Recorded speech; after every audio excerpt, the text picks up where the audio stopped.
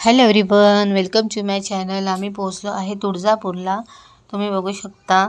आणि आम्ही तुळजापूरला गेल्यानंतर आम्ही रूम केलेली आहे हॉटेलमध्ये. आणि त्या रूमपासूनच आमचं जे मंदिर होतं ते जवळ होतं, त्यामुळे आम्ही पायी पायी निघालो जायला. आणि आम्ही पोहोचलो मंदिरामध्ये. तुम्ही बघू शकता खूप सुंदर आणि गर्दी पण सुद्धा खूप होती.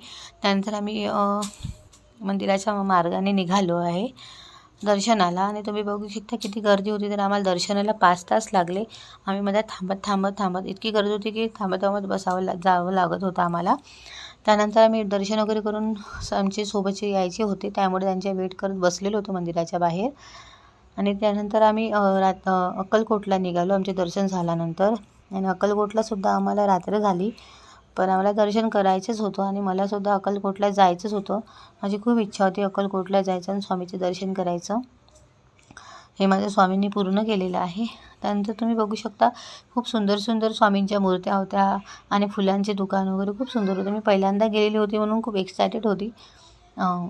म्हणजे स्वामींना बघण्याला, त्यांचं दर्शन करण्यासाठी खूप एक्सायटेड होती मी.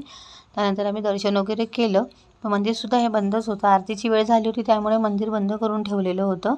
आम्ही बाहेर रांगेमध्ये थांबलेलो, पण लवकर दर्शन झालं आमचं. खूप उशीर लागला आणि खूप छान दर्शन झालं स्वामींचं.